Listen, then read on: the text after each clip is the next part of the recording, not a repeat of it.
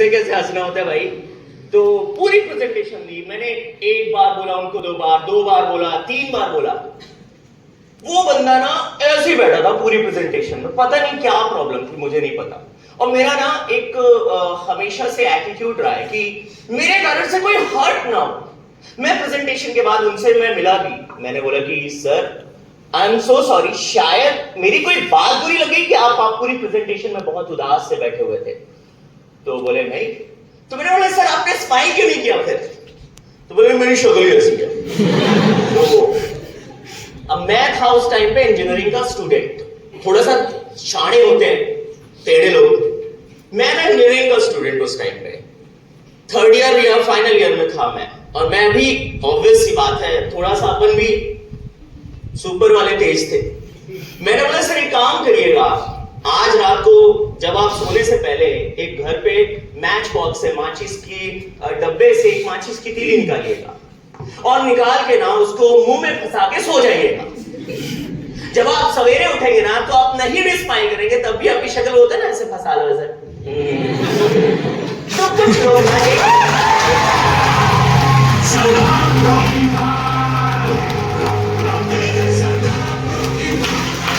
कुछ लोग होते ना कि जो अजीब से, मैं ये इंसिडेंट क्यों शेयर कर रहा हूं, मैं चाहता हूं क्योंकि होता है ना कि पूरी प्रेजेंटेशन में अचानक से एक शक्ल दिख जाए ऐसे बैठा हुआ है, तो उसको देख के डर लगता है मुझे, ठीक है ना।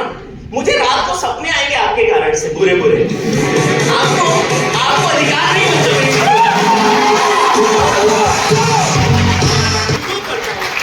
शुरू करता हूं। बस एक चीज आखिरी में बोलूंगा, वो होगा अटेंटिव एटीट्यूड।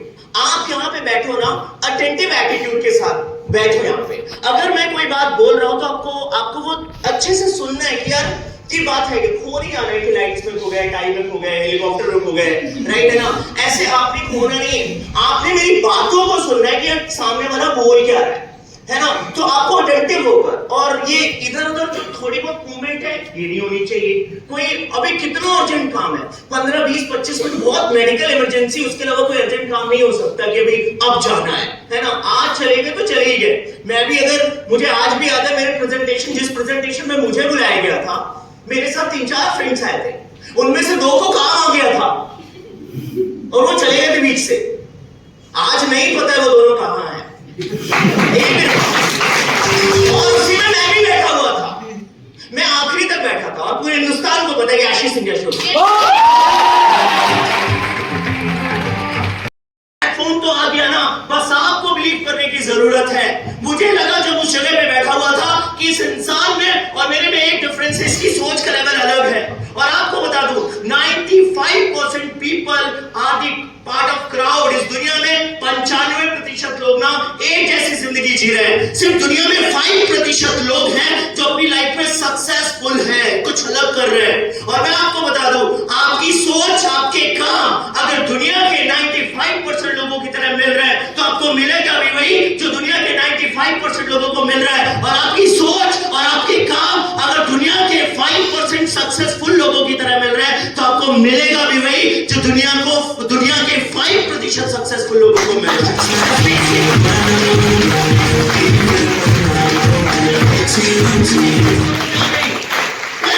सुपर्ब है, जबरदस्त है। अगर ये बंदा अपनी सोच के बलबूते अगर यहां तक पहुंच सकता है, व्हाई नॉट मी, मैं क्यों नहीं बढ़ सकता। आप सबको भी सजेस्ट करूंगा, आपको जिसने बुलाया ना थैंक्स बोलकर जाइएगा कि अमाउंट कोई बहुत बड़ा तोप नहीं है, बहुत छोटा सा अमाउंट है। आपको अपनी सोच का लेवल बड़ा करने की जरूरत है। जस्ट अडॉप्ट इट, इस चीज को अडॉप्ट करो, इस प्लेटफॉर्म को अडॉप्ट करो। मैं आपको बता रहा हूं किस लेवल की सक्सेस को अचीव करोगे, शायद आपने कभी अपनी लाइफ में नहीं सोचा होगा कि यहां तक भी क्या पहुंचा जा सकता है। पहली चीज जो मुझे समझ में आई, आपकी सोच का लेवल एक अलग लेवल पे होना चाहिए, जिसे बोलते हैं ड्रीम बिग। आपके गोल्स बड़े होने चाहिए, ड्रीम्स बड़े होने चाहिए, सोच बड़ी होनी चाहिए। जिस चीज को मैं हमेशा यहां तक लेकर आता हूं कि मैं आज जहां पे भी हूं, जिस जगह पे भी हूं, अपनी सोच के बलबूते हूं। अगर 95% लोग ना एक क्राउड में भाग रहे हैं, मैं कभी नहीं भागूंगा। मुझे समझ में आ जाता है नहीं यार, अगर इतना क्राउड इधर जा रहा है ना, ये सारे के सारे लोग नॉर्मल सी लाइफ जीने वाले, और मैं हमेशा उस तरफ भागने की कोशिश करूंगा कितने सारे लोग आप सोचो आईएएस की प्रिपरेशन करते हैं, सबका निकल जाता है क्या? नहीं, क्योंकि उतनी मेहनत करने का गट्स किसी में नहीं होता। मैं आपको बता दूं, किसी को सैक्रिफाइस अपनी नींद नहीं करनी होती है, किसी को सैक्रिफाइस अपने और काम करने नहीं होते, किसी को अपने शौक अपनी खुशियां सैक्रिफाइस करने की नहीं होती है। कितने सारी स्टोरीज आपने पढ़े होंगे कि रिक्शे वाले का बेटा बना आईएएस। ऐसे लोग होते हैं जिनको नहीं, वो नहीं देखते अपनी सिचुएशन क्या है, उनको लगता है नहीं यार मेरे को लाइफ में कुछ अलग करना है, ऐसे लोग आगे बढ़ते हैं। और ऐसे ना 95% लोग ऐसे नहीं होते, सिर्फ 5% लोग ऐसे होते हैं जो हर प्रोफेशन हर फील्ड की मैं बात कर रहा हूं। मैं भी आपकी जगह पे बैठा हुआ था, 95% लोग उस हॉल में कहां किस जगह पे मुझे नहीं पता। मैं तो ये सोच रहा था कि इस हॉल में सिर्फ मैं और ये जो सामने वाला इंसान जो इतना सक्सेसफुल है ना, सिर्फ 2 लोग हैं। अगर ये बंदा आगे बढ़ सकता है ना, तो आशीष सिंह जयसूर्या भी आगे बढ़ सकता है।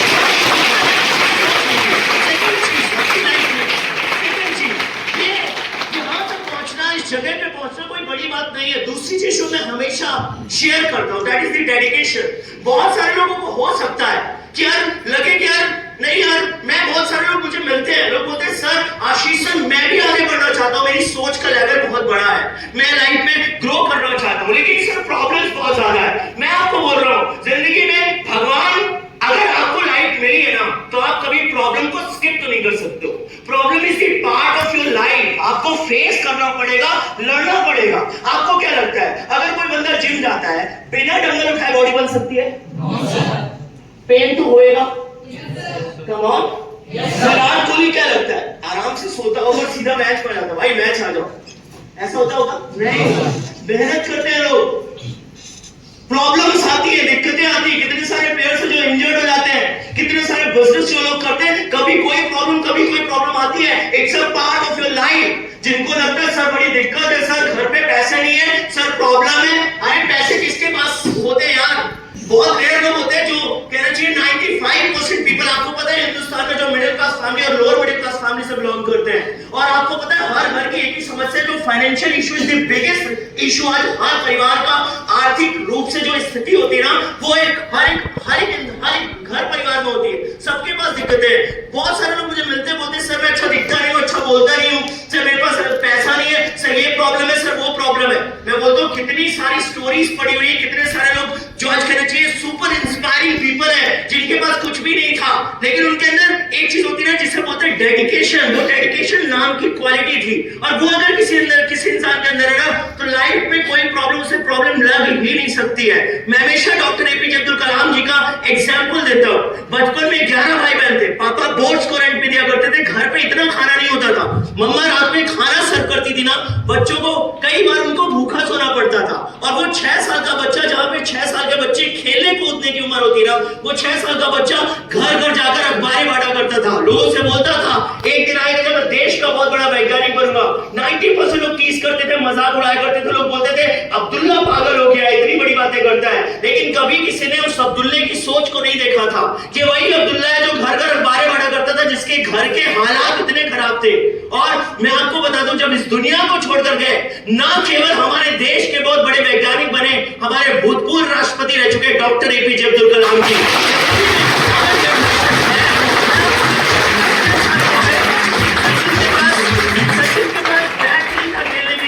God of cricket Sachin Tendulkar बने। कितने सारे ऐसे लोग हैं, अगर लाइफ में डेडिकेशन है ना, कुछ भी कर सकते हो। आई स्टिल रिमेंबर, मुझे आज भी दिन याद है जब हमारे घर पे 2 कमरों का मकान भी नहीं होता था, घर पे फर्श नहीं होती थी, वो कितने बुरे हालातों से मेरा परिवार गुजर रहा होता था। मुझे आई स्टिल रिमेंबर, मुझे वो भी दिन याद है। लेकिन जिंदगी में कुछ करना था, लाइफ में कुछ बड़ा अचीव करना था, और शायद उसी डेडिकेशन के दम पे दिन रात एक कर दिए, हर क्वालिटीज अपने अंदर लेकर आए कि नहीं यार, जहां पे पूरी दुनिया सोचती थी, मैं पूरा दिन रात काम करता था। और वो क्यों? क्योंकि घर पे जो समस्याएं थी ना, दिमाग में चढ़ी रहती थी, लाइफ में कुछ करना है। शायद इसी का रीजन था मैं 21 साल में सेल्फ मेड करोड़पति बन गया।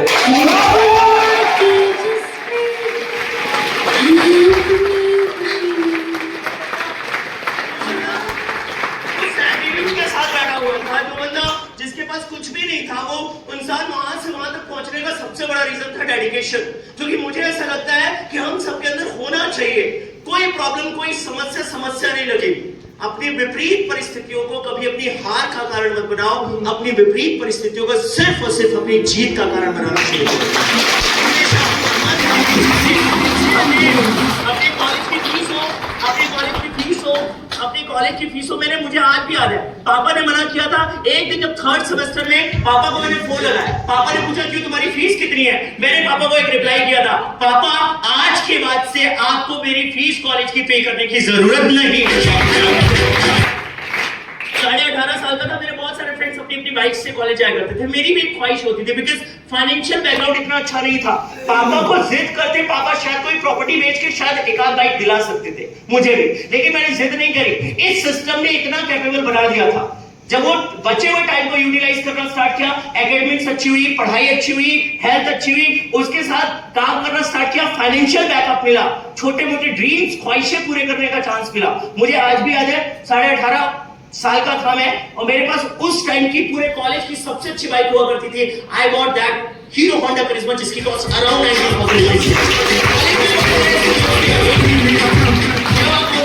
जब आप कोई काम शुरू कर दो ना, बहुत सारे लोग आपको मजाक करना स्टार्ट करते हैं। मुझे आज भी याद है मेरे कॉलेज में कुछ मेरे फ्रेंड्स थे, बोलते थे और भाई तेरी बाइक आ गई करिश्मा, कुछ तो करिश्मा बोलते नहीं, मैं हमेशा बोलता करिश्मा बोलते थे वो, और भाई तेरी करिश्मा आ गई, मतलब इट्स नॉट करिश्मा इट्स करिश्मा, राइट है। मुझे आज भी याद। और जब मैं कॉलेज में बाइक में गया तो जो एक मेरा फ्रेंड था सबसे ज्यादा ताने मारा करता था, वो फोन में बात कर रहा था, मैं करिश्मा से कॉलेज गया, उसने देखा भाई तो जयशूर बोलते थे मुझे, उसने कहा अभी ये तो जयशूर है। जैसे उसने मेरे को देखा यूं कर लिया, इधर जाने पहले ऐसे आ रहा था, ऐसे जैसे उसने मेरे को देखा यूं कर लिया ऐसे, मैं भी बड़ा तेज था, मैं बाइक घुमा से पीछे लाके खड़ा हो, और भाई कैसा है, तो बोलता है भाई बाइक ले ली यार तूने, हाँ ले ली। बोलते भाई टेस्ट ड्राइव मिलेगी, मैंने बोला सॉरी खराब हो जाएगी। जो उसकी जलने की बाइक थी ना, गुच्ची के परफ्यूम से भी अच्छी।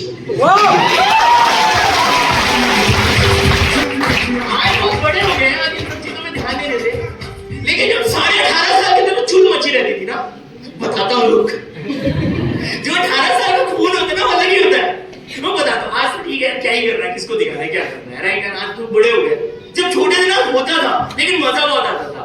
वो दिन याद है यार कि जब आपके फ्रेंड्स आपके रेस में होते हैं, लेकिन आप लाइफ में कुछ कर जाते ना, आपका जो कॉन्फिडेंस होता है, ट्रस्ट में यार आपको फीलिंग होगी कि यार at the top of the world, literally बता रहा हूं, मजा आता था। 19.5 साल का था जब मैं कॉलेज गया, प्रिंसिपल सर, इकलौती कॉलेज में एक कार आती थी प्रिंसिपल सर की, ऑल्टो खड़ी होती थी, उसके बगल में पार्क करता था फोर्ड फीगो, 19.5 साल की, उसके बगल में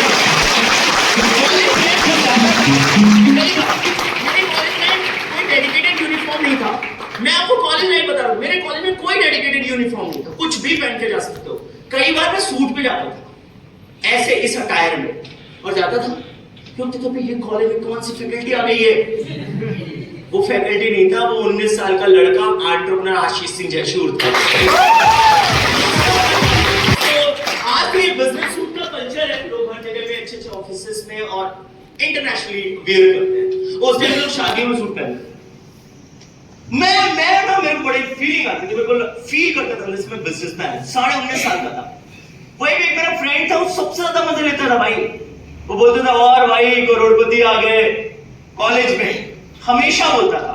और मैं इतना पॉजिटिव इंसान था, मैं बोलता था भगवान एक दिन तेरा सपना जरूर पूरा करेगा, जो मेरे को बोलता था।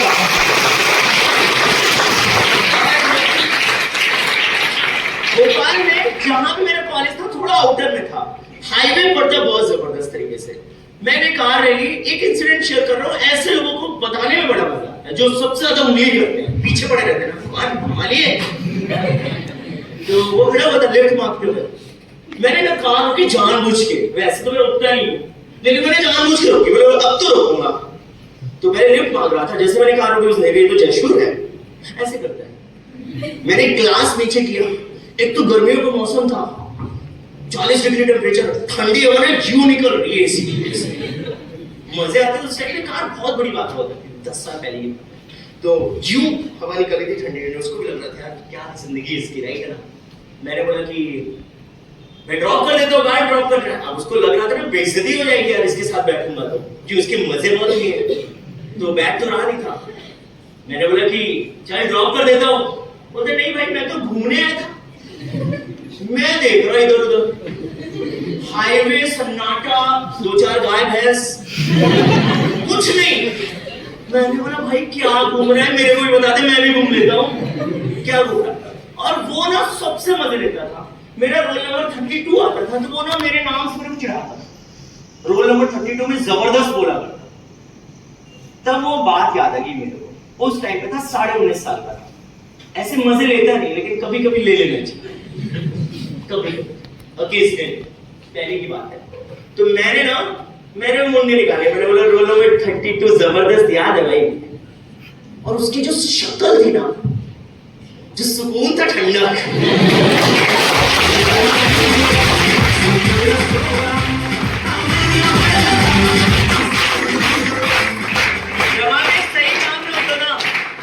सही काम में होता ना 50 लोग आके 10 तरह की बातें करेंगे। कभी आपको पता है कि आप क्या कर रहे हो, आपको पता है। Just stick with your work.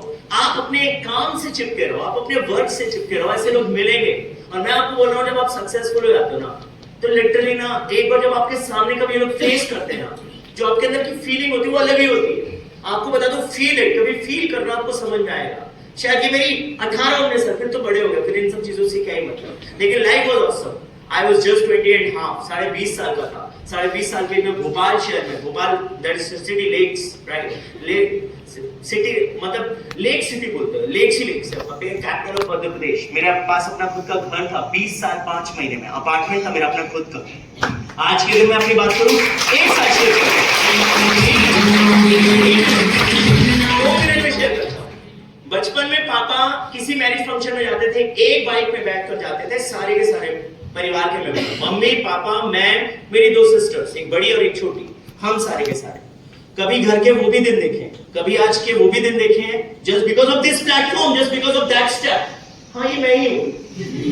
Light बंद करना, थोड़ा सा दिखाओ इनको, ये वाली लाइट बंद करना, ये मैं ही हूँ। आप देखिए, और जूम करो, लिमिट एक्सीड हो गई है। हाँ, ये मैं ही हूँ, देख लो। इस टाइम पे स्टार्ट किया था, अब आपको समझ में आ गया होगा। गोवा जा रहा था, 30 बार गोवा गया, जिसमें से पहला फोटो था वही जो पहली बार गया था मैं, वो जो आपने ऐसे लिखा था, गोवा पहली बार। 30 बार गोवा गया हूँ। आपको बता दूं, मेरे को गोवा इतना अच्छा लगता है। मैंने वहां पे रिसेंटली, लास्ट टाइम लॉकडाउन में लोग परेशान थे, मैंने लॉकडाउन में वहां पे घर खरीदा था। मैं प्रॉपर्टी सर्च कर रहा था,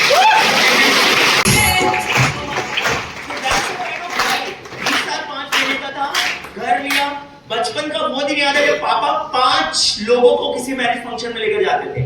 आज अच्छा लगता है। मेरी छोटी सिस्टर को मैंने मारुति ब्रेजा गिफ्ट करी हुई था उसकी शादी में। अपनी बड़ी सिस्टर को मैंने होंडा सिटी गिफ्ट करी है। अपने पापा को पिताजी जो मना करते थे, कहां क्या कर रहे हो तुम, तुम्हें तो सरकारी नौकरी करनी चाहिए।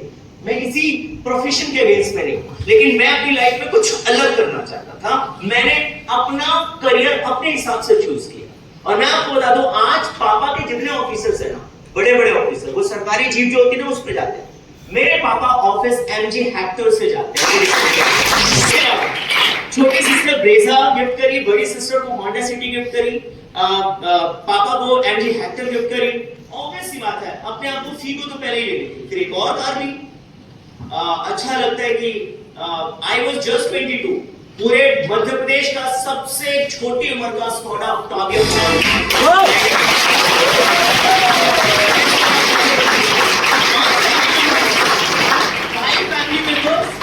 5 फैमिली मेंबर्स की 5 के 5 लोग अपनी अपनी कारों से चलते हैं, अच्छा लगता है। इसके अलावा की बात करूं, मैं भोपाल आया था अपनी स्टडीज करने के लिए, बीटेक में रहा, बीटेक ऑनर्स 78.6% के साथ बीटेक कंप्लीट किया। भोपाल में मेरे 3 घर हैं, जिसमें से एक डुप्लेक्स है, 2 अपार्टमेंट्स हैं। इसके अलावा शॉपिंग मॉल में शोरूम है। मैं आपको फाइनेंशियल एजुकेशन सीखे, बोलते ना कि पैसा कमाना और उसको वाइजली समझदारी के साथ इन्वेस्ट करना। जब मैं 23-24 साल का था तो मैंने भोपाल में एक शॉपिंग मॉल है जीआईपी, वहां पे शोरूम खरीदा। उस टाइम पे उसकी कीमत 40-42 लाख थी, आज उसकी कीमत है 1.35 करोड़।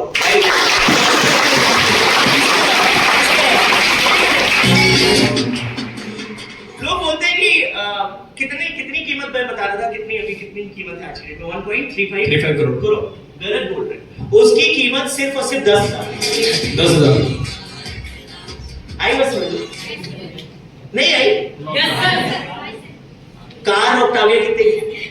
10,000। मेरे लिए हर चीज 10 लाख, एक ही 10 लाख की। आगे समझ में Yes, sir. किसको नहीं आया समझ?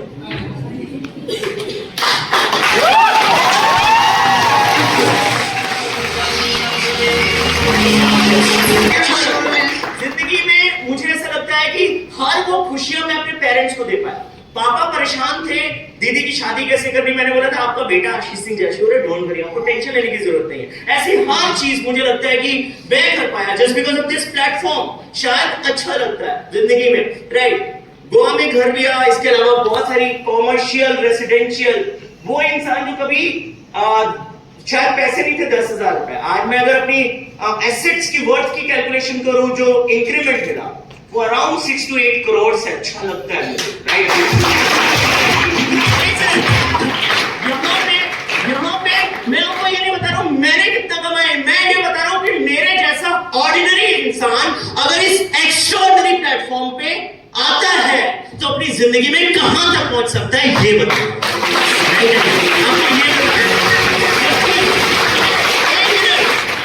पहला वो दिन याद है आपको जब मैंने बोला था मेरे को विश्वास नहीं है, इसलिए सबसे ज्यादा तालियां मैंने उनको बजवाई जिनको विश्वास नहीं हुआ था। याद है? वो पॉइंट हमारे सुन रहा हूं। उसके बाद लाइफ बड़ी जबरदस्त, मैं बहुत घूमता हूं, मैं आपको बता दूं। मैं 2 घंटे काम करता हूं, 22 घंटे घूमता हूं। I am a part time worker, full time traveller, जहां मन करता मैं वहां होता हूं। मैं आपको बता दूं 1 महीने में कितने प्लेन चेंज करता हूं मुझे भी नहीं पता। लोग बोलते सर आप कितना ट्रैवल करते हो, मैंने बोला कि यार कभी वो दिन था जब लिफ्ट मांगा करते थे, कभी वो दिन था जब पब्लिक ट्रांसपोर्ट की 5 रुपए की टिकट लेकर एक स्टेशन से दूसरे स्टेशन में जाते थे, और कभी आज का दिन है कि ब्रेकफास्ट दिल्ली में होता है, लंच टर्की इस्तांबुल में होता है, और डिनर यूरोप में के ग्रीस में होता है। कभी ऐसा भी हुआ है कि मैं सडनली बैठा हुआ हूं, राइट, और अचानक से दिमाग में आया नहीं यार कहीं घूमने चलते हैं। सच बता रहा हूं ऐसा दिन भी आया कि मैं आज सोचा मैं कल दूसरे देश में था, राइट, और सोचकर वहां तक पहुंचना। आज इतनी आजादी, आर्थिक आजादी इस सिस्टम ने दी है, और यही सिस्टम मैंने बोला ना, ये क्वालिटी आशीष सिंह जयसूर में नहीं है, ये क्वालिटी इस बायोसैस सिस्टम में। ये क्वालिटी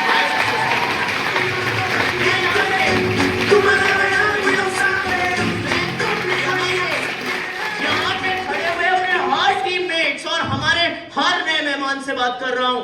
ये इतना पावरफुल सिस्टम है जहां पे मेहनत आपने करनी है, प्रूफ आपने अपने करा, आपने आपको करना है। ये सिस्टम आपको कहां से कहां तक लेके जा सकता है, छोटा सा एग्जांपल दिया है।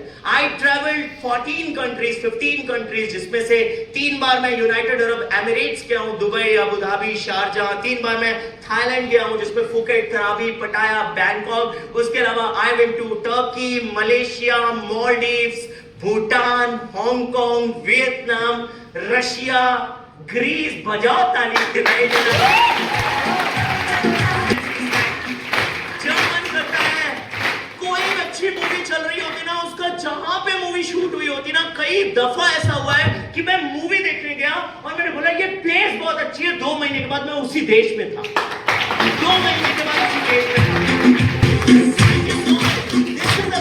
लाइफ जो कि मुझे मिली है, this is the kind of life people are living. आज मेरे जैसे हजारों लाखों लोग हैं जो इस इंडस्ट्री से इतनी बेहतरीन जिंदगी जी रहे हैं, लेकिन मैटर ये करता है अगर उस दिन डिसीजन नहीं लेता, उस दिन स्टेप नहीं लेता, तो आज शायद कुछ नहीं होता। अगेन मैं पूछता हूं, लोग पूछते हैं कि सर यूरोप में कितना पैसा खर्चा किया, मैं बोलता हूं 5-8 लाख रुपए, लेकिन एक्चुअली 5-8 लाख कितना खर्चा किया? 10,000। कितने स्मार्ट लोग बैठे हुए, तालियां बजाओ यार।